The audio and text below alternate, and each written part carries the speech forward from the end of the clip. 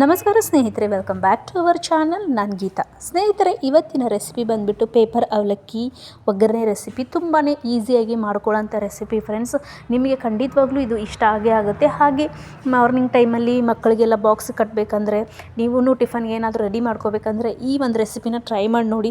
ಖಂಡಿತವಾಗ್ಲೂ ನಿಮಗೆ ಇಷ್ಟ ಆಗೇ ಆಗುತ್ತೆ. ಅಷ್ಟು ಸಿಂಪಲ್ಲಾಗಿ ಮಾಡುವಂಥ ರೆಸಿಪಿ ಇದು. ತುಂಬ ಅಂದರೆ ತುಂಬಾ ಟೇಸ್ಟಿಯಾಗಿ ಬರುತ್ತೆ. ಈ ಮೆಥಡಲ್ಲಿ ಒಂದ್ಸರಿ ಮಾಡಿ ನೋಡಿ.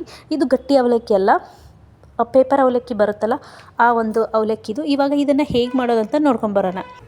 ನೋಡ್ತಾ ಇರ್ಬೋದು, ಇವಾಗ ನಾನು ಪೇಪರ್ ಅವಲಕ್ಕಿನ ಒಂದು 500 ಗ್ರಾಮ್ ಅಂದರೆ ಒಂದು ಅರ್ಧ ಕೆಜಿಯಷ್ಟು ಪೇಪರ್ ಅವಲಕ್ಕಿನ ತೊಗೊಂಡಿದ್ದೀನಿ. ಅಂದರೆ ತೆಳುವಾದ ಅವಲಕ್ಕಿ ಇದು.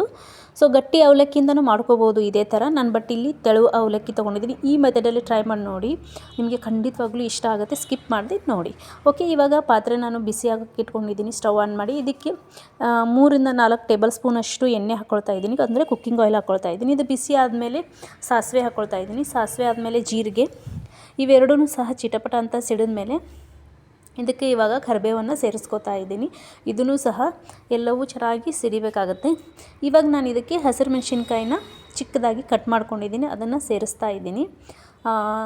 ನೀವು ಒಣ ಖಾರ ಪುಡಿ ಅಂದರೆ ಅಚ್ಚ ಖಾರ ಪುಡಿನೂ ಹಾಕೋಬೋದು, ಬಟ್ ಅದು ಅಷ್ಟೊಂದು ಟೇಸ್ಟ್ ಬರಲ್ಲ. ನೀವು ಹಸಿರು ಮೆಣಸಿನ್ಕಾಯಿನೇ ಹಾಕ್ಕೊಳ್ಳಿ. ಇವಾಗ ಒಂದು ಮೀಡಿಯಮ್ ಸೈಜಷ್ಟು ಈರುಳ್ಳಿನ ನಾನು ಚಿಕ್ಕದಾಗಿ ಕಟ್ ಮಾಡಿ ಇಟ್ಕೊಂಡಿರೋವಂಥದ್ದು, ಅದನ್ನು ಇವಾಗ ಇದಕ್ಕೆ ಸೇರಿಸ್ತಾ ಇರೋದು ಒಗ್ಗರಣೆಗೆ. ಇವೆಲ್ಲವೂ ಸ್ವಲ್ಪ ಫ್ರೈ ಆಗಬೇಕು ಎಣ್ಣೆಲಿ.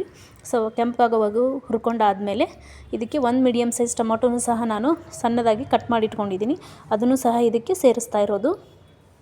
ಇವಾಗ ನೋಡ್ತಾ ಇರ್ಬೋದು, ಇದಕ್ಕೆ ಸೇರಿಸಿದಾದಮೇಲೆ ಇದಕ್ಕೆ ಇವಾಗ ಸ್ವಲ್ಪ ಅರಿಶಿನ ಪೌಡರ್ನ ಹಾಕ್ಕೊಳ್ಳೋಣ. ಅರ್ಧ ಟೇಬಲ್ ಸ್ಪೂನಷ್ಟು ಅರಿಶಿನ ಪೌಡರ್ನ ಹಾಕ್ಕೊಳ್ತಾ ಇದ್ದೀನಿ. ಮತ್ತು ರುಚಿಗೆ ತಕ್ಕಷ್ಟು ಉಪ್ಪನ್ನು ಸಹ ನಾನು ಇವಾಗ ಸೇರಿಸ್ತಾ ಇದ್ದೀನಿ. ಇದನ್ನು ಸ್ವಲ್ಪ ಅಂದರೆ ಸ್ವಲ್ಪನೇ ಕೊತ್ತಂಬರಿ ಸೇರಿಸ್ಕೊಳ್ಳಿ. ಈ ಟೈಮಲ್ಲಿ ಲಾಸ್ಟಿಗೆ ನಾವು ಹಾಕ್ಕೊಳ್ತೀವಿ, ಬಟ್ ಈ ಟೈಮಲ್ಲೂ ಸ್ವಲ್ಪ ಸೇರಿಸ್ಕೊಳ್ಳಿ. ಇದೆಲ್ಲವನ್ನು ಸೇರಿಸಿ ಕಲಸಿದಾದಮೇಲೆ ಚೆನ್ನಾಗಿ ಮೆತ್ತಗಾಗೋವರೆಗೂ ನಾವು ಅಂದರೆ ಎಣ್ಣೆ ಬಿಟ್ಕೋವರೆಗೂ ಫ್ರೈ ಮಾಡ್ಕೋಬೇಕಾಗತ್ತೆ.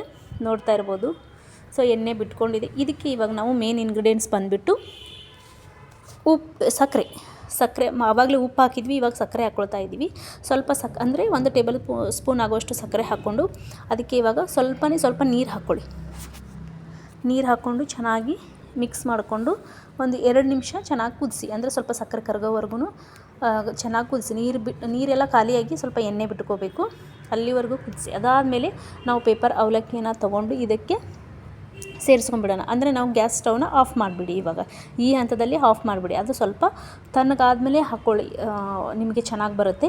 ನಾನು ಸ್ವಲ್ಪ ಬಿಸಿ ಇರುವಾಗಲೇ ಹಾಕ್ಕೊಂಡಿದ್ದೀನಿ, ಯಾಕಂದರೆ ನನಗೆ ಬಾಕ್ಸಿಗೆ ಲೇಟ್ ಆಗ್ತಾಯಿತ್ತು ಅಂತ ಹೇಳಿ ಈ ಕಡೆ ವಿಡಿಯೋನೂ ಮಾಡ್ತಾಯಿದ್ದೆ. ಸೊ ಹಾಗಾಗಿ ನಾನು ಅದನ್ನು ಆರೋದಕ್ಕೆ ಬಿಡಲಿಲ್ಲ.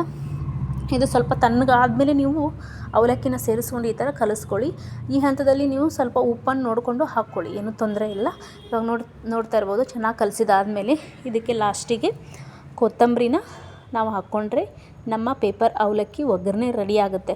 ನೀವು ನಿಜ ಹೇಳ್ತೀನಿ ಫ್ರೆಂಡ್ಸ್, ಸ್ವಲ್ಪ ಖಾರ, ಉಪ್ಪು, ಸ್ವಲ್ಪ ಸಿಹಿ ಅಷ್ಟು ಚೆನ್ನಾಗಿ ಬಂದಿರುತ್ತೆ ಇದು ಪೇಪರ್ ಅವಲಕ್ಕಿ ಒಗ್ಗರಣೆ. ನೋಡ್ತಾ ಇರ್ಬೋದು, ಮಿಕ್ಸರ್ ಜೊತೆ ಇದು ತಿಂತಾಯಿದ್ರೆ ಸೊ ಒಂದು ಒಳ್ಳೆ ಟೇಸ್ಟ್ ಅಂತಲೇ ಹೇಳ್ಬೋದು. ಮಕ್ಕಳ ಬಾಕ್ಸ್ಗಂತೂ ನೀವು ಒಂದು ಮಾಡಿದ ರೆಸಿಪಿ ಇದು. ಅವ್ರು ತುಂಬಾ ಇಷ್ಟಪಟ್ಟು ತಿಂತಾರೆ. ಬೆಳಗ್ಗೆ ಹೋದ ತಕ್ಷಣ ಅಂದರೆ ಅವ್ರಿಗೆ ಫಸ್ಟ್ ಪೀರಿಯಡಲ್ಲಿ ಸ್ನ್ಯಾಕ್ಸಿಗೆ ಅಂತ ಬಿಡ್ತಾರಲ್ಲ, ಸೊ ತಿನ್ನೋದಕ್ಕೂ ಚೆನ್ನಾಗಿರುತ್ತೆ. ಮನೆಗೆ ಬಂದರೆ ಒಂದು ಟೀ ಟೈಮಲ್ಲಿನೂ ಮಕ್ಳಿಗೆ ಹಾಕ್ಕೊಟ್ರೆ ಅದ್ರ ಜೊತೆನೂ ಚೆನ್ನಾಗಿರುತ್ತೆ. ಈ ರೆಸಿಪಿ ನಿಮಗೆ ಖಂಡಿತವಾಗ್ಲೂ ಇಷ್ಟ ಆಗಿದೆ ಅಂದ್ಕೊಳ್ತೀನಿ ಫ್ರೆಂಡ್ಸ್. ತುಂಬ ಈಸಿಯಾಗಿ ಮಾಡ್ಕೊಳ್ಳೋಂಥ ರೆಸಿಪಿ. ಒಂದೇ ಒಂದು ಸರಿ ಟ್ರೈ ಮಾಡಿ ನೋಡಿ. ಹಾಗೆ ನನ್ನ ಚಾನಲ್ನ ಸಬ್ಸ್ಕ್ರೈಬ್ ಮಾಡ್ಕೊಂಡು ನೋಡಿ ಅಂತ ಹೇಳ್ತಾ ಮತ್ತೆ ಮುಂದಿನ ರೆಸಿಪಿಯೊಂದಿಗೆ ಸಿಗ್ತೀನಿ.